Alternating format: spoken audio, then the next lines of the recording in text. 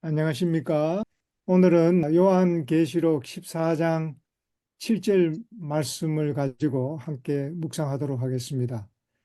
요한계시록 14장 7절은 우리가 너무 익숙하게 잘 알고 계시죠. 그러나 세 천사의 기별을 올바로 이해하기 위해서 오늘 이 성경절을 다시 한번 더 묵상하기를 원합니다. 주광신 집사님, 네. 요한계시록 14장 7절 그가 읽어주세요. 큰 음성으로 가로되 하나님을 두려워하며 그에게 영광을 돌리라. 이는 그의 심판하실 시간이 이르렀음이니 하늘과 땅과 바다와 물들의 근원을 만드신 이를 경배하라 하더라. 감사합니다. 우리가 복음에 관하여 가장 많이 오해되고 부닥치는 게 있다면은 무엇입니까? 율법이라고 생각을 합니다. 복음과 율법을 올바로 이해하지 못해서 우리의 신앙에 많은 문제가 생길 수 있습니다. 그리고 우리 기독교의 현실입니다. 그래서 세 천사의 기별을 우리가 올바로 이해하기 위해서는 율법과 복음의 관계를 우리가 정확하게 이해해야 할 필요가 있습니다. 보통 이 요한계시록 14장 7절은 영원한 복음으로 소개됩니다. 그런데 이 간단한 한 절 속에 율법과 복음이 함께 있다는 사실을 알고 계십니까? 우리가 요한계시록 14장 7절을 증거할 때에 우리가 주로 많이 전하고 듣는 얘기가 무엇입니까? 금방 읽어주셨던 것처럼 하나님을 두려워하라. 또 그에게 영광을 돌리라. 하늘과 땅과 바다와 물들을 근원을 만드신 이를 경배하라. 이것이 가장 많이 인용하는 말씀입니다. 그런데 오늘 저는 똑같은 이 성경절을 통해서 율법과 복음이 함께 조화되어 공존하고 있는 것을 여러분에게 좀 증거하려고 합니다.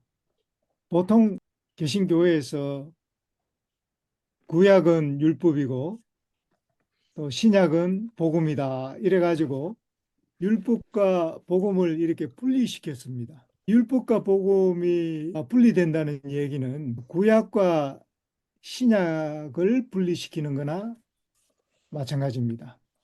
그러나 우리가 이해하는 복음은 구약도 복음이고 신약도 복음입니다.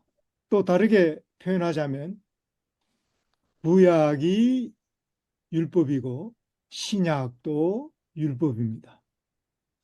그래서 이 신약이나 구약이나 할 것 없이 이 율법과 복음이 완전히 조화되어 있다는 사실을 우리가 이해해야 할 필요가 있습니다. 그래서 우리가 요한계시록 14장 7절을 통해서 우리가 그 문제를 한번 풀어보도록 하겠습니다. 율법주의는 우리도 지지하지 않습니다. 개신교회와 마찬가지로 우리도 믿음으로 말미암는 의를 주장하고 있습니다. 그런데 여기에 서로 간에 표현은 같지만 이해상의 차이점이 있습니다. 믿으면 무조건 구원받느냐? 그것이 아니죠. 이 개신교의 믿음은 율법을 베껴갑니다. 율법하고 상관없이 믿으면 구원을 얻는다는 소위 교리입니다. 그러나 우리가 믿고 주장하는 믿음으로 말미암는 의는 율법을 지켜야 됩니다. 우리가 믿고 율법을 지키지 않는다면 그것은 죽은 믿음이다 라고 우리는 가르치고 또 성경이 증거하고 있습니다.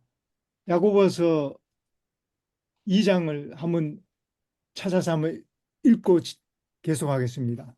야고보서 2장 17절, 18절. 이와 같이 행함이 없는 믿음은 그 자체가 죽은 것이라. 혹이 가로되 너는 믿음이 있고 나는 행함이 있으니 행함 없는 내 믿음을 내게 보이라.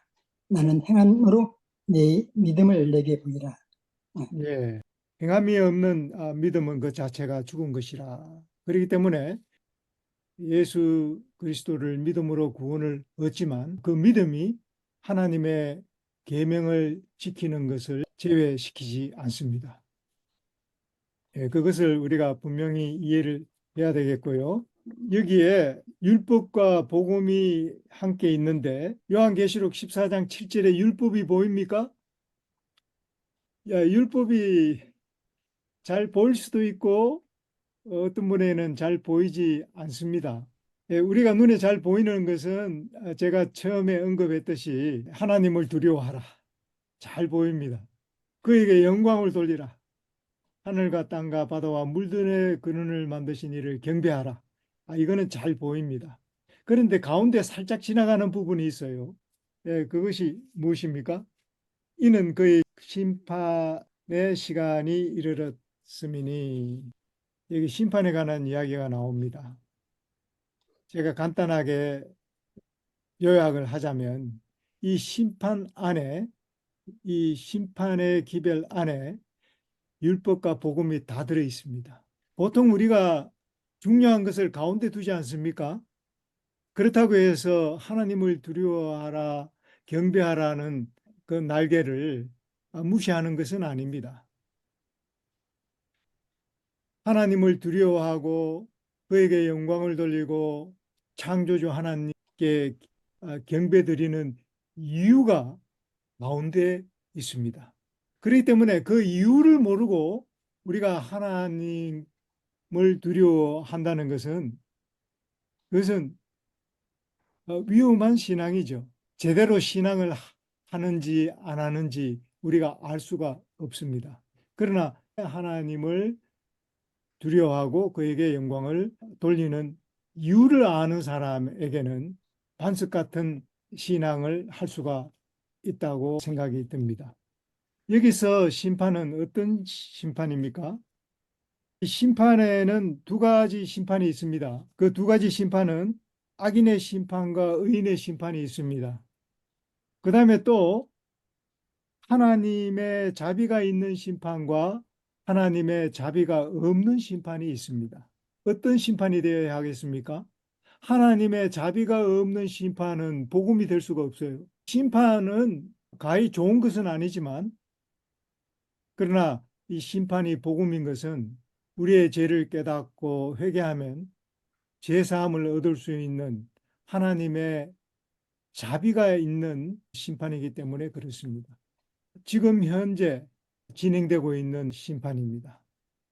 그래서 지금 현재 진행되고 있는 심판을 우리가 또 다른 말로 표현하자면 어떻게 표현할 수가 있겠습니까? 예수님께서 재림하시면 모든 것이 종결됩니다. 그렇기 때문에 예수님 재림하시기 전에 이루어지고 있는 심판이라고 이해하면 되겠습니다. 그래서 재림 전 심판. 우리는 이 재림 전 심판을 조사 심판이라고 그렇게 사용하고 있는데요. 그 내용을 올바르게 이해한다면 뭐 조사 심판이라고 우리가 사용한다고 해가지고 부담 가질 필요는 없을 것 같습니다. 예수님 재림하시기 전에 지금 현재 진행되고 있는 심판. 그런데 이 심판이 이루어지려면 반드시 뭐가 있어야 됩니까? 여러분, 법정에 가면은 법에 의해서 심판을 받지 않습니까? 법이 없는 심판이 있을 수가 없습니다. 하나님의 왕국에도 법이 있습니다. 의로운 법이 있습니다. 이 세상의 법은 의롭지 못하지만 하나님의 왕국에 있는 법은 완전한 의로운 법입니다. 그 법에 의해서 이 심판이 이루어집니다. 그렇기 때문에 이 심판 자체가 율법을 배격할 수가 없는 것입니다. 그리고 하나님의 심판의 목적은 죄를 정죄하고 죽이기 위해서 하는 것이 아닙니다. 하나님의 심판의 목적 오히려 그 반대입니다. 죄로부터 우리를 보호해 주시고 또 이미 있는 죄를 깨닫고 회개시켜서 우리의 죄를 속량해 주시는 것이 바로 하나님의 목적입니다. 하나님의 목적이 선하면 이 율법도 선하고 의롭고 거룩한 것입니다. 로마서 7장 12절을 한번 읽어봐 주시기 바랍니다. 이로 보건대 율법도 거룩하며 계명도 거룩하며 의로우며 선하도다. 예. 우리가 하나님의 말씀을 기록된 문자 그대로 우리가 믿어야 합니다. 우리가 비록 잘 이해하지 못하는 부분들이 많이 있을지라도 그 말씀을 믿어야 합니다. 이 말씀이 우리를 또 더 큰 빛 가운데로 틀림없이 인도해 줍니다. 하나님의 율법은 그 목적이 선하기 때문에 하나님의 율법은 이러한 선한 목적으로 우리에게 주신 것입니다. 우리를 정죄하기 위해서 주신 것이 아니라 음. 죄인된 우리들을 속량하시고 우리가 죄 없는 자로 우리를 세우시기 위하여, 다른 말로 하면 의로운 자로 세우시기 위하여 예수님께서 우리에게 율법을 주신 것입니다. 그렇기 때문에 우리는 어떻게 해야 되겠습니까? 율법을 무시하고 율법을 외면할 것이 아니라 우리가 율법을 들여다보고 우리 자신을 살펴서 우리가 범죄치 않도록 해야 되겠지요. 그래서 이 율법은 하나님께서 친히 기록하셨고 또 하나님께서 친히 보관하고 계십니다. 그리고 우리에게는 이 귀중한 율법을 우리가 온 세상에 전파하라고 우리에게 사명을 주셨습니다. 죄를 깨닫고 그 다음에 회개하고 또 마귀의 정죄로부터 우리를 보호하시는 예수님을 필요하기 때문에 우리를 예수께로 인도하는 율법이 우리에게 꼭 필요한 것입니다. 그래서 율법으로 말미암아 우리는 예수 그리스도를 찾고 구하게 되어 있습니다. 왜냐하면 이 율법은 우리의 죄를 깨닫게 하지만 우리의 죄를 속량해 줄 수는 없습니다.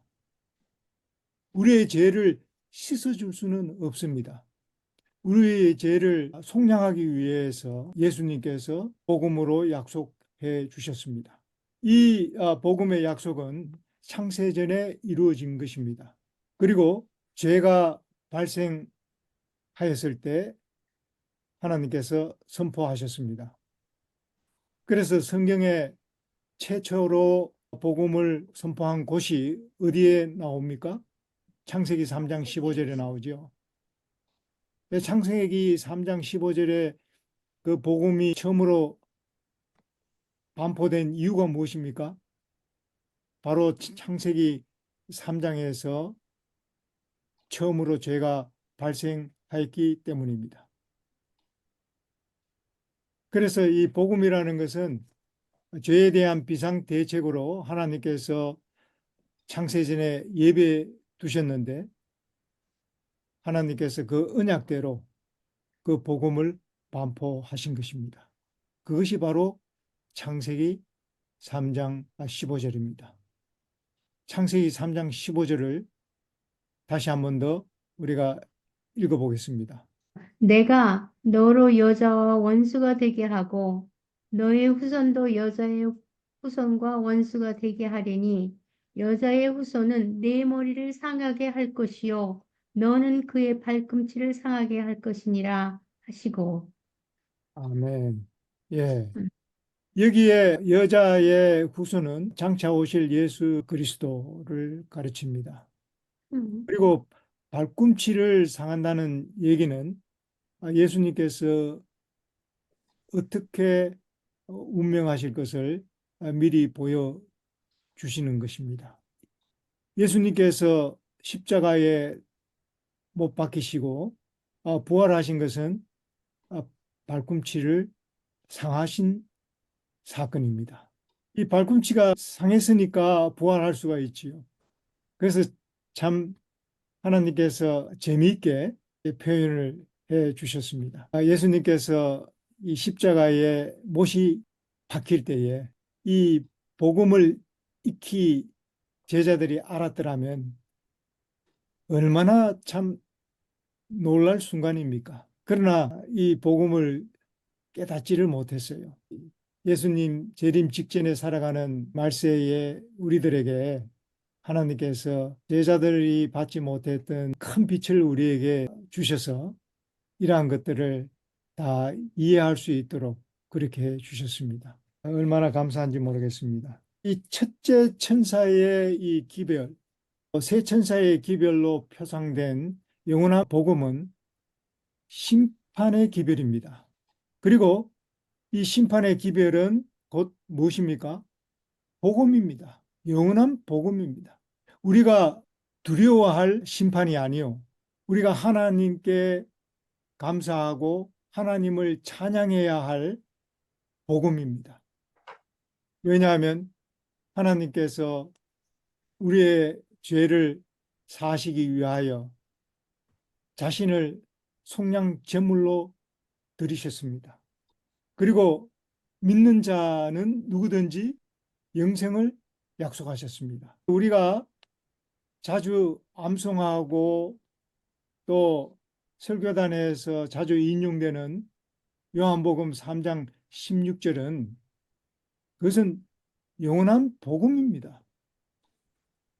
요한복음 3장 16절 여러분 암송하시죠? 하나님이 세상을 이처럼 사랑하사 사랑하사 독생자를 독생자를 주셨으니 주셨으니 이는 저를 저를 믿는 믿는 자마다 자마다 멸망치 멸망치 않고 않고 지 않고 영생을 얻게 영생을 영생을 얻게 하심이라. 하려 얻게 하려 하십니다. 하심이니라. 이것은 그냥 우리가 성경 암송하기 위해서 외우는 성경절이 아니라 이게 영원한 복음이에요. 영원한 복음입니다. 그리고 우리가 지금 1, 2, 3 묵상으로 우리가 모였는데요. 1, 2, 3 묵상이 무엇이냐 하면 복음입니다. 창세기 3장 에덴에서 아담이 범죄했을 때에 선포된 그 복음이 예수님 재림하실 때까지 전파되는 것입니다. 그리고 우리에게 이 복음을 온 세상에 땅끝까지 전파하도록 우리에게 명하셨습니다. 너희는 가서 모든 족속으로 제자를 삼아 아버지와 아들과 성령의 이름으로 침례를 주고 이 침례 속에 뭐가 있는 것입니까? 복음이 있어요. 복음의 내용이 무엇입니까? 하나님께서 죄가 없으시지만 우리 죄인을 위하여 대신에 죄짐을 지신 이야기입니다. 우리를 살리시기 위하여 우리의 죄가 되시고 저주가 되시고 우리와 함께 장사되고 또 우리와 함께 부활하신 것입니다. 그것이 바로 예수님의 십자가와 그 다음 부활과 승천입니다. 이 복음에는 심판, 다시 말해서 율법이 있어야 되고 또 이 심판은 바로 복음입니다. 다시 말해서 율법이 할 수 없는 일을 위하여 예수님께서 오신 것입니다. 율법이 할 수 없는 일이 뭐예요? 그것은 죄를 속량하는 일입니다. 이 율법으로는 죄를 깨닫게 할 수 있습니다. 우리 성경을 한번 보겠습니다. 요한 1서 3장 4절. 죄를 짓는 자마다 주를 불법을 향하여 행하니 죄는 불법이라. 예, 거기에 죄는 불법이라고 되어 있죠. 아주 음. 일형식 문장으로 아주 간단합니다. 죄는 불법입니다. 그래서 이 법을 어기면 죄고, 다시 말해서 이 법이 없으면 불법도 없어요. 법이 없는데 어떻게 불법이 있을 수가 있겠습니까? 그래서 성경에는 이렇게 이야기를 합니다. 로마서 4장 15절. 율법은 진노를 이루게 하나니 율법이 없는 곳에는 범함도 없느니라. 이 법이 없으면 불법이 없어요. 이 법이 있기 때문에 불법을 우리가 말할 수가 있는 것입니다. 로마서 7장 7절. 그런즉 우리가 무슨 말하리요? 율법이 죄냐? 그럴 수 없느니라. 율법으로 말미암지 않고는 내가 죄를 알지 못하였으니 그 율법이 탐내지 말라 하지 아니하였더라면 내가 탐심을 알지 못하였느니라. 아주 로마서 7장 7절은 아주 신뢰를 들어가면서 확실하게 증거하고 있지요. 다시 말해서 탐내지 말라 아니하였다면 십계명에 대해서 이야기를 하고 있는 것입니다. 십계명은 우리의 죄를 깨닫게 하는 것입니다. 이 십계명이 없다면 도둑질해도 그 죄가 되지 않아요. 그래서 이 십계명을 도덕법이라고 이야기를 하죠. 하나님께서 우리에게 율법을 주셨습니다. 창조주 하나님께서 우리에게 율법을 주신 것이 얼마나 합당한지, 여러분, 하나님께서 창조하신 것이 사람만 지은 것이 아니죠. 하나님께서 사람을 위해서 율법을 주셨고 또 사람을 위하여 만물을 다 만드셨습니다. 그런데 만물에게는 하나님께서 우리에게 주신 율법을 주시지 않고 법칙을 세우셨어요. 그래서 그 세우신 법칙에 따라서 이 만물이 운행이 됩니다. 이 지구가 돌고 있습니다. 그것은 지구가 저절로 도는 것이 아니라 하나님께서 그렇게 운행하도록 만드셨기 때문에 도는 것입니다. 그리고 우리가 살고 있는 이 지구가 또 태양을 중심으로 또 돌고 있어요. 그걸 공전이라고 그러죠. 지구가 자체가 도는 것은 자전이라 그러고, 지구가 이 태양을 중심으로 도는 것은 공전이라고 합니다. 이 지구가 자전하고 공전하는 것은 하나님께서 만드신 법칙입니다. 그런데 지구가 왜 돌아갑니까? 지구가 왜 자전하고 왜 공전합니까?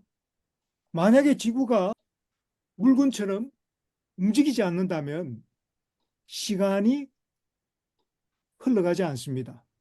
지구가 한 바퀴 돌 때에 하루가 되는 것입니다. 그러니까 지구가 돌지 않으면 시간이 가질 않아요. 하나님께서 만드신 법칙이 과학이고 아주 중요합니까? 없어서는 안 되는 것이죠. 그러나 움직일 수 있고 생각할 수 있고 또 하나님께서 자유의지를 주신 사람에게는 그렇게 하지 않으셨어요. 하나님께서 우리들에게는 계명을 주신 것입니다. 그 계명을 받은 우리들은 그것을 지킬 수도 있고 범할 수도 있는 것입니다. 이것이 우리에게는 이 약점이 될 수 있습니다. 이 사탄에게는 우리를 시험하고 죄에 빠뜨릴 수 있는 좋은 기회가 될 수 있습니다. 그러나 하나님께서는 우리로 하여금 죄를 짓도록 창조하지 아니하셨습니다. 하나님은 사랑이시기 때문에 어떤 것도 강제하지 아니하십니다. 하나님께서는 자유의 율법을 우리에게 주셨습니다. 야고보서 2장 12절. 너희는 자유의 율법대로 심판받을 자처럼 말도 하고 행하기도 하라. 예. 저는 과거에는 이 자유의 율법이 뭔지를 잘 모르고 그냥 성경을 읽었습니다. 그런데 이제는 이해할 것 같아요. 왜 야고보가 이 자유의 율법, 하나님의 계명을 자유의 율법이라고 이야기를 했는지. 이것은 하나님께서 우리에게 율법을 주실 때에 양심의 법에 따라서 이것을 지키도록 하나님께서 주신 것입니다. 그래서 자유의 율법입니다. 우리가 이것을 좀 더 발전하여 이해한다면 우리로 하여금 죄로부터 자유케 하는 율법이라는 뜻도 됩니다. 십계명은 뭐와 같아요? 십계명은 만물의 법칙과 같은 것입니다. 만물의 법칙을 없이 할 수 있겠습니까? 하나님께서 세우신 만물의 법칙을 없이 할 수 있겠습니까? 절대로 없죠. 그렇게 할 수 없습니다. 만약에 이 만물의 법칙을 없이 한다면 안식일도 없어요. 시간이 없는데 또 공간도 없는데 우리가 여기서 알 수 있는 것은 하나님의 이 계명의 중요성입니다. 대천사의 기별은 무너진 하나님의 율법을 다시 수거하고 다시 보수하는 하나님의 율법을 회복하는 운동이 바로 세천사의 기별, 영원한 복음이 되는 것입니다. 그래서 복음을 전하기 위하여 제가 얼마 전에 네팔에 갔지 않습니까? 네팔에 가서 어느 안식일 날 제가 안식일 기별에 대해서 증거했더니 놀라운 일이 일어났었죠. 예, 그래서 우리가 이 세상에 한 번도 이 진리를 듣지 못한 자들에게 가서 이 복음을 전해야 합니다. 이 복음을 한 번도 듣지 못한 자들이 들을 때 성령께서 이 진리를 깨닫고 예수 그리스도의 속죄의 은혜를 통해서 영광의 소망을 바라볼 수 있기 때문에 그렇습니다.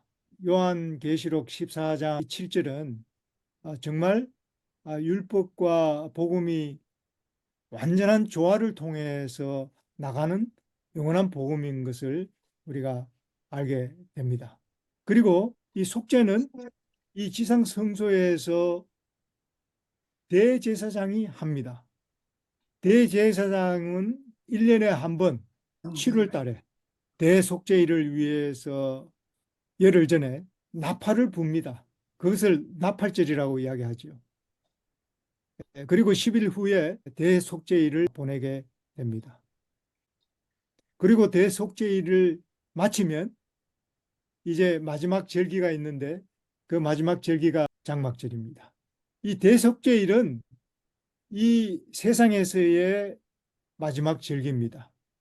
그런데 이 장막절은 하늘에서 지킬 절기예요. 그런데 이스라엘 백성들에게 이러한 일곱 절기를 주신 이유는 하나님의 구원의 계획을 그들에게 성소를 통해서 알리시는 것입니다. 그래서 우리의 죄를 깨닫고 하나님의 아들 예수 그리스도를 통해서 죄 사함을 받는 자들은 하나님의 나라에 들어가서 구원의 잔치에 참여하는 것이죠. 이 지상에서는 하나님의 구원의 계획을 우리가 생각하면서 그 예고편으로 우리가 지키는 것입니다. 그러나 실제적으로는 이 대속죄일이 끝나면 회개하고 죄사함을 얻고 의롭게 된 자들은 예수님께서 재림하실 때에 예수님과 함께 새 예루살렘 성으로 들어가게 되는 것입니다. 하나님의 나라, 그리스도의 나라에 들어가서 영원히 함께 있게 되는 것입니다. 이 아름다운 하나님의 구원의 계획이 성수를 통해서 이스라엘 백성들에게 전해졌습니다. 그러므로 복음입니까? 복음입니다. 구약의 성소는 복음입니다. 그리고 이 성소는 바로 예수 그리스도를 통해서 우리에게 값없이 은혜로 구원을 주시는 이야기를 나타내는 것입니다. 이것을 심판 기별이라고 이야기를 하는 것입니다. 심판할 때가 가까웠다란 이야기는 예수님의 재림이 가까웠다는 얘기와 같은 것입니다. 모든 사람의 운명이 결정되는 것입니다. 회개할 수도 없고 하나님의 심판은 번복되지 않습니다. 또 회개할 기회가 없습니다. 예수님께서 재림하시는 때는 은혜 시기가 끝난 후에 재림하시기 때문입니다. 예수님께서 재림하시는 것은 생명책에 그 이름이 흐리지 아니하고 지워지지 않은 자들을 약속대로 데려가시기 위해서 오시는 것입니다. 그러므로 요한계시록 14장 7절은 심판 기별을 통해서 율법과 이 복음이 완전한 조화를 이루고 있다는 것을 우리가 꼭 이해하면 좋겠습니다. 그리고 이러한 율법과 복음의 완전한 조화를 또 설명한 성경장이 있는데요. 로마서 3장입니다. 로마서 3장으로 한번 가보겠습니다. 로마서 3장 19절부터 21절까지 한번 읽어봐 주시기 바랍니다. 우리가 우리가 알거니와 알거니와 무릇 무릇 율법이 말하는 율법이 바는 말하는 바는 율법 아래 있는 자들에게 말하는 것이니 이는 모든 입을 막고 온 세상을 하나님의 심판 아래 있게 하려 하심이니라. 그러므로 율법의 행위로 그의 앞에 의롭다 하심을 얻을 육체가 없나니 율법으로는 죄를 깨달음이니라. 예, 21절이 중요합니다.